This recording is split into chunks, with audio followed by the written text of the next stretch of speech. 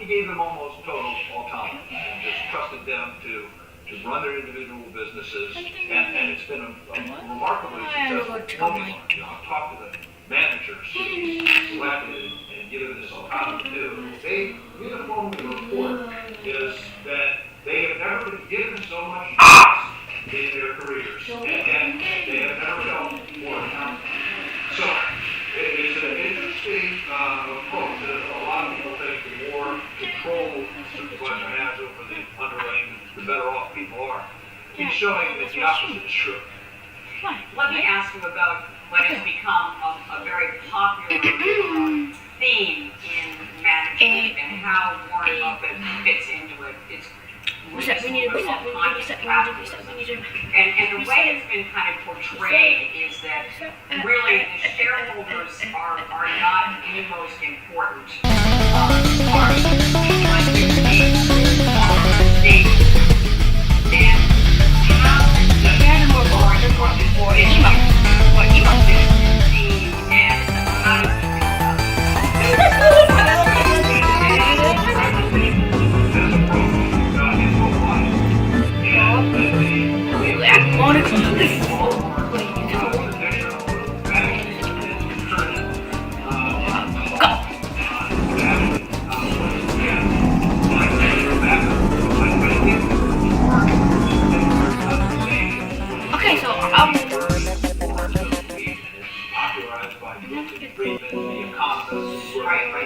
New York Times op-ed saying that the sole purpose of the business is to make money for stockholders, and some people have ran with that idea and thought that the shareholders were the primary and most important, and delivering was the mandate of the company and of the board and of the managers. He wants the company. He wants people to appreciate that the company or shares of the company are owned by the shareholders, and the fiduciary duties of the managers and board runs to their shareholders. But in order to deliver value for shareholders, the company has to take care of its employees, has to brand them, reward them, give them incentives, keep them happy, and it has to protect its customers, deliver products, goods, services that they want at a price that is attractive, that keeps up with the times, that provides warranties, that keeps, and more broadly, is a conscious member of society. So not degrading the earth, not abusing communities, and so on. So Warren has always had that view. Another part of the contemporary debate, and again, which has been critical of Warren Buffett, the way Berkshire Hathaway has been run, is the lack of independent boards of directors. And also the lack of diversity in management. So those are just two of the what activists have really been pressuring him on. And what is your view on how he stands in regards to both those criteria?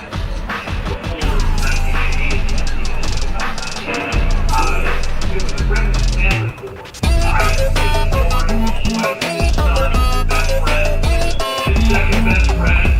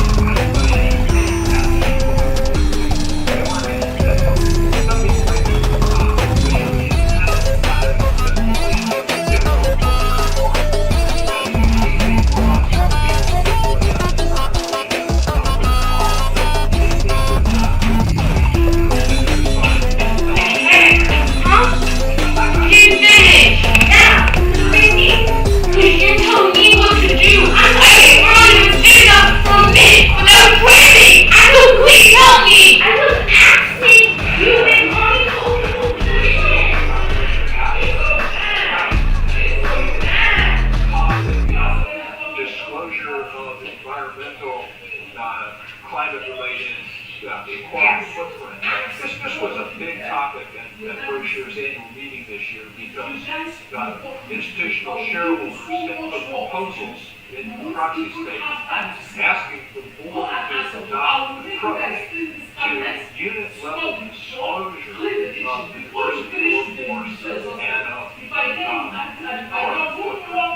Right, and the hot topic. So, and the shareholders earnestly believed that it would help the company and broader concerns for Berkshire to produce that information at the board level. Right, those shareholders who proposed it. The shareholder proposed it. Yeah. Exactly. So the diversity proposal was put forward by an activist shareholders who puts a lot of energy into this.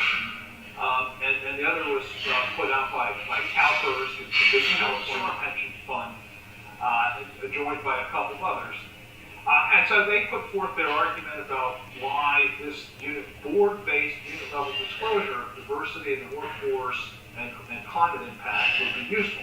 The board's response was that we think these are very important topics too, and we think the approach that we're taking is actually the way to deliver results in that regard. And then they explained, they said Berkshire Hathaway has no centralized managerial functions. It's Warren and a team of about 20 people in Omaha, and then 80 different operating subsidiaries, each of which has almost entire autonomy to run their business along that trust-based model that we talked about earlier. Right. So you've got BNSF Railway, all of its own team of HR, environmental, and its own environmental impact group, its own strategy for trying to reduce emissions in rail traffic and so on. And likewise at the energy company, it's an autonomous unit with its own way of recruiting, training, promoting, thinking about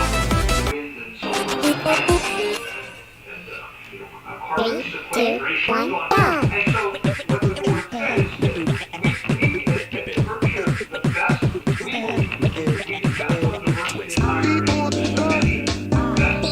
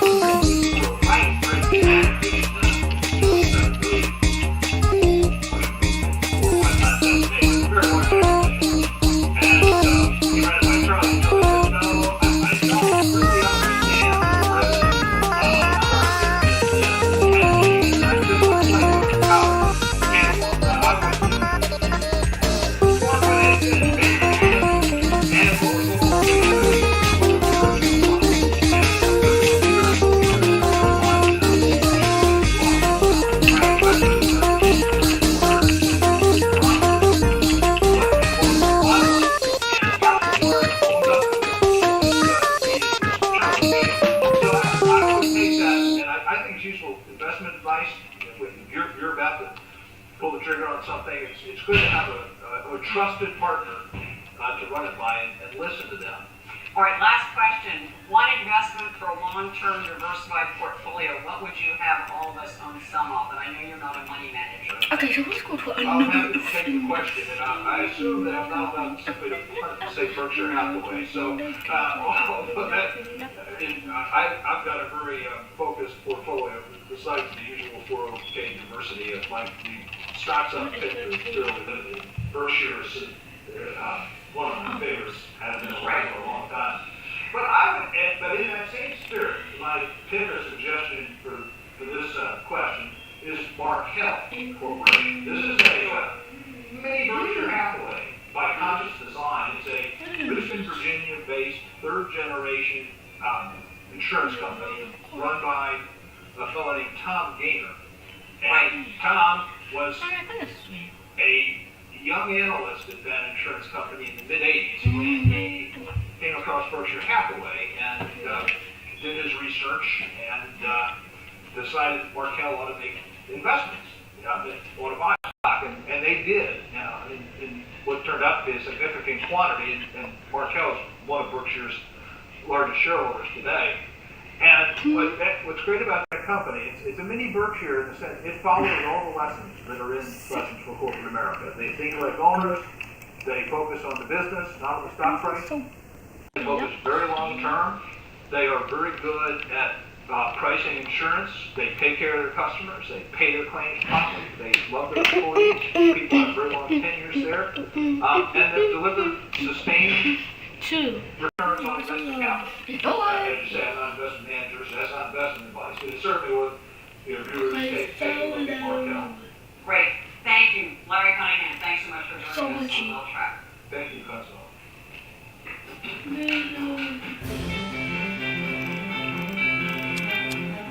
At the close of every Well Track, we are going to give you one suggestion to help you build or protect your wealth for the long term. With the economy reopening, people are traveling again, actually leaving home to take a vacation. So we are recommending some books to take with you. This week's action point is read Larry Cunningham's The Essays of Warren Buffett, Lessons for Corporate America. Now in its 5th edition, it was self-published by Cunningham and Warren Buffett's recommendation in 1997, and has become an international bestseller, translated into a dozen languages. The Barnes & Noble Reader Communities as the book Buffett autographs most. Dr. Larry of longevity and has a widespread appetite for this unique compilation of Buffett's thoughts that is comprehensive, non-repetitive, and digestible. New and experienced critical life engagement education, but using its classic arrangement of Warren's best writings. I might add that it is also a fascinating history of Buffett's evolution from being primarily an investor to becoming a manager of multiple businesses and what he learned along the way. Well, next week, the year's big investment themes with influential strategist and portfolio manager Rich Bernstein. In this week's extra feature, how Cunningham developed his quarter-of-a-century partnership with the Oracle of Omaha. Also, feel free to reach out to us on Facebook, Twitter, and our YouTube channel. Thank you for watching, and have a great weekend, and make the week ahead a healthy, profitable, and productive one.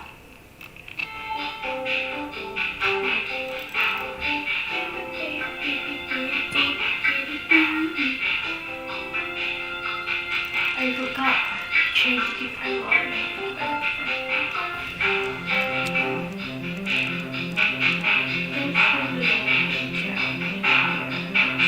Funding provided by ClearBridge Investments, Morgan Le Fay Dreams Foundation, First Eagle Investments, Royce Investment Partners, Matthews Asia, Strategas Asset Management, and Women Investing in Security and Education. 3, 2, 1, go!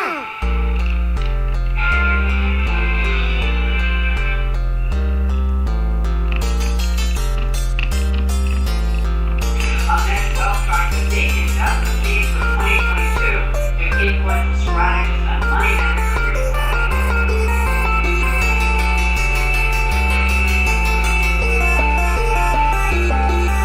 Yes!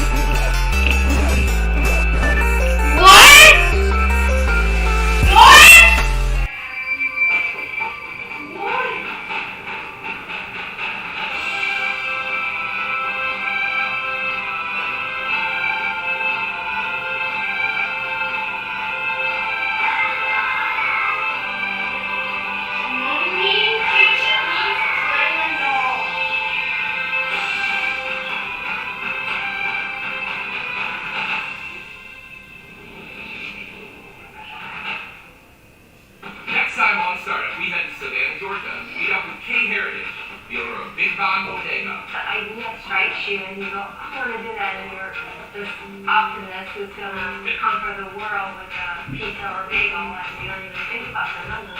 It's romantic. So it is so romantic, I know. And then you wake up.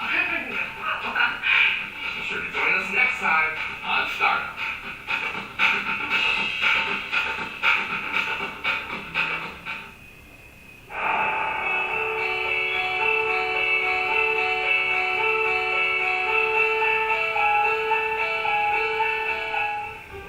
I left home when I was 17 years old in search of a dream that I have been able to live out beyond my wildest expectations. When I went to Harvard Law School and Barack Obama and I met, and I looked up to him a lot, not just because he taller than me. I will absolutely, positively outlook you. You say exactly what I'm thinking.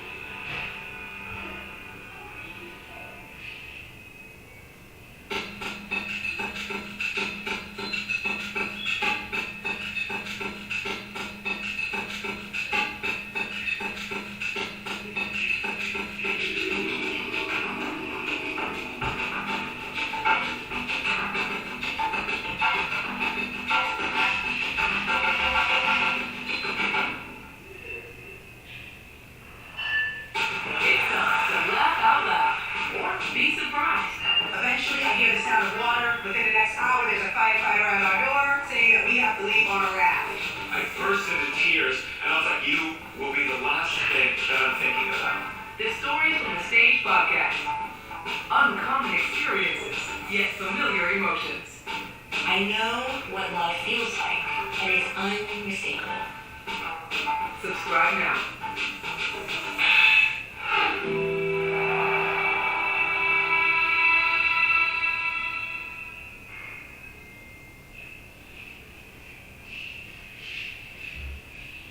From coast to coast, Blue Cross and Blue Shield companies stand side by side with our neighbors, investing in local nonprofits during the most challenging times, using data to drive solutions and support healthier living, and turning ideas into action, remaining true in our commitment to achieve health equity for the health of America.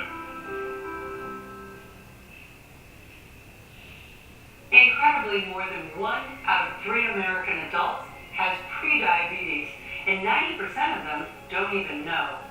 Joining us today on Second Opinion, primary care physician Dr. Lou Papa from the University of Rochester Medical Center. Being not diabetic and being diabetic, it's not this purgatory.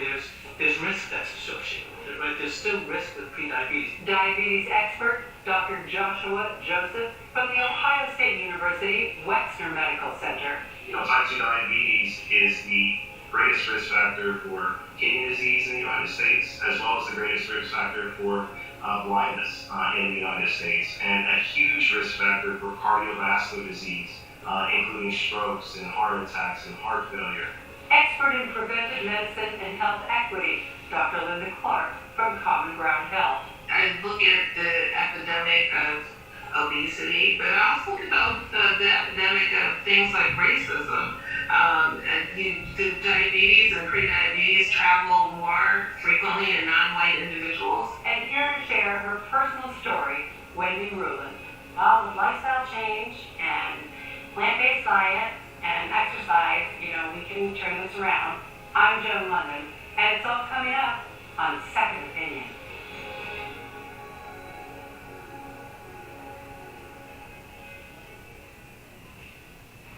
Thank you all so much for being here. Wendy, I guess it's just about, 7-8 months ago, you were feeling bad. How bad? What was going on?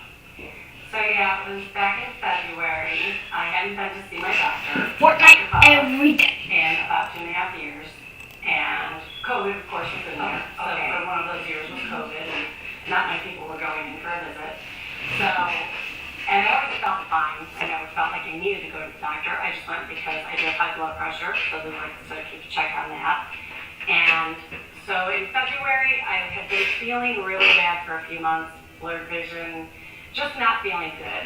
I don't even know how to explain it, but I just knew something wasn't right. And so I thought, okay, I need to go in and make an appointment. But my weight was really bad, so I thought, I scheduled the appointment, I canceled it, gave myself another 2 weeks to lose a few pounds, and then went in to see him. I mean, that's the top number one reason why women are not going to a doctor. And so you can see, we had this debate whether they should take all the scales out of their office. But were you otherwise pretty healthy? Pretty healthy. Over the years, my doctor was close to 20 years maybe even more. And so my cholesterol was always a little borderline, which runs my family. And I've been to many times where he said, okay, I'll give you 6 months to try to get it under. And I was kidding, so I would always go home, walk more, try to eat a little healthier, watch the processed foods, and go back. And it really would change a whole lot. So when I went back this time in February, it did blood work. And I really, like I said, I knew things were not going to work good. I never signed up for my chart before. I went out and signed up for my chart. I wasn't my own results.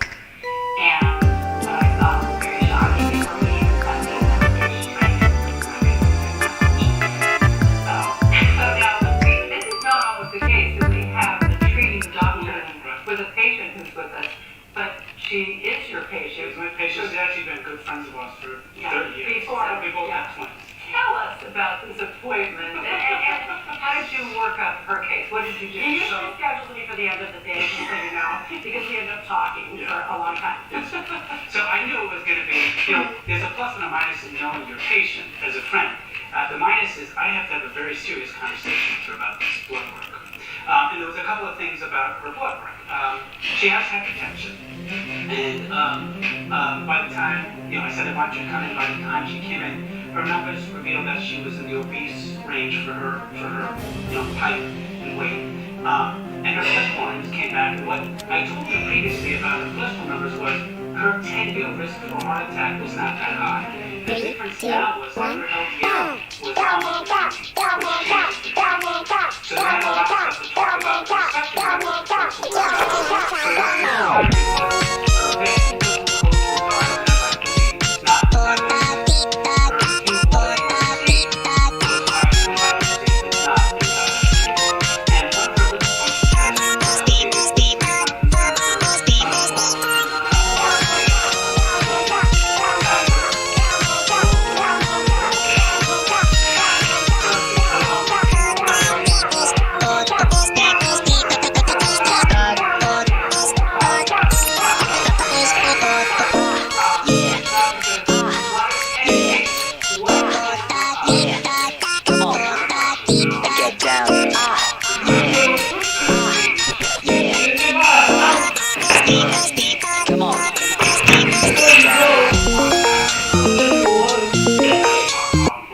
Insulin is like the key that unlocks a door.